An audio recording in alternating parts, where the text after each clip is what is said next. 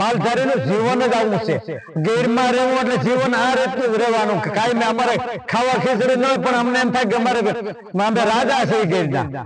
મિત્રતાની મિસાલ માટે તો કિસ્સાઓ તો ઘણાય હોય, પણ આ મિસાલ અનોખી છે. કારણ કે મિત્ર છે સાવજ અને માલધારી.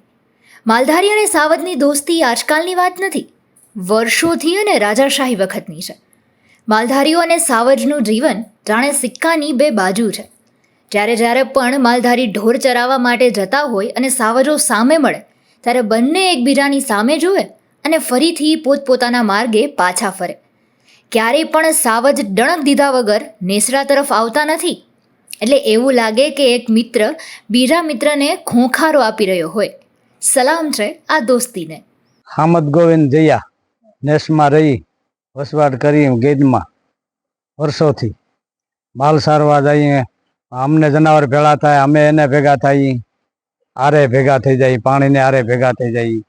એને માર્ગે વ્યા જાય, અમે અમારે માર્ગે વ્યા જાય. અમારે એક મિત્ર જેવી થઈ ગઈ વાત.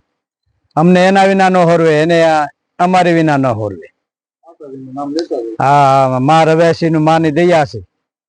મા રવેશી ખૂબ અમારું રક્ષણ કરે છે. અને મા રવેશી અમારા રાતે અમે કહીએ એ મા તું ધ્યાન રાખે, મા રાખતી છે.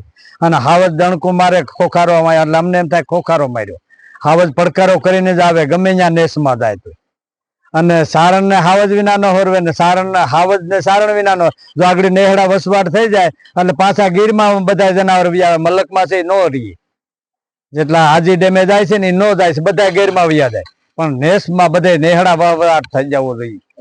આ માલધારીનું હાવજનું બેનું જીવન એક જ છે. લ્યો, આ માલધારીનું જીવન છે હાવજમાં, હાવજનું માલધારીમાં જીવન છે. આ ગેર છે મોટા પેટ વાળી છે. બધાને અમને માલધારીને હાવજને હાંસવી રહી છે. લક્ષ્મણભાઈ સામંતભાઈ જયા નેહડાના રહેવાસી, જંગલમાં માલઢોરના સેવા કરવા વાળા.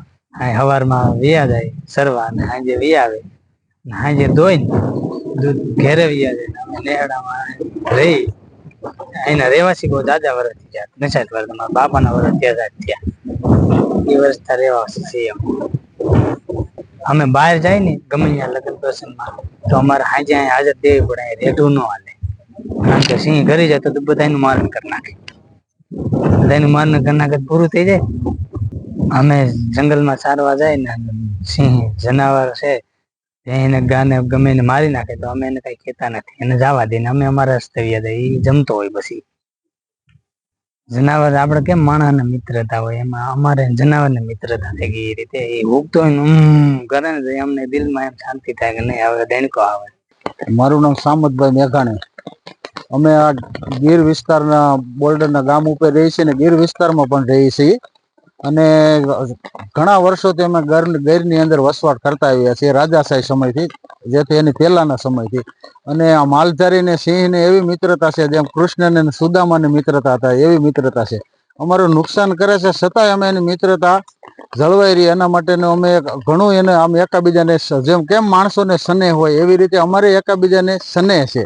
અને સ્નેહને નાતે અમારે એકાબીજાની મિત્રતા ટકી રહી છે. અને ગીર તો ગીર છે ભાઈ. અમે લોકો ગમે ત્યાં જઈએ પણ અમને પેલવાલ થાય એટલે અમારું ગીર બાજુ અમને અમારા મન ઉદાસ અમારું થાય. સિંહ ને માલધારી નો સંબંધ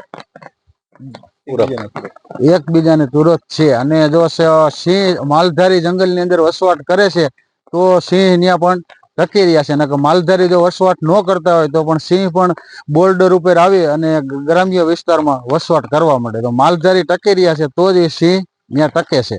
અને અમારે બેને એવી મિત્રતા છે.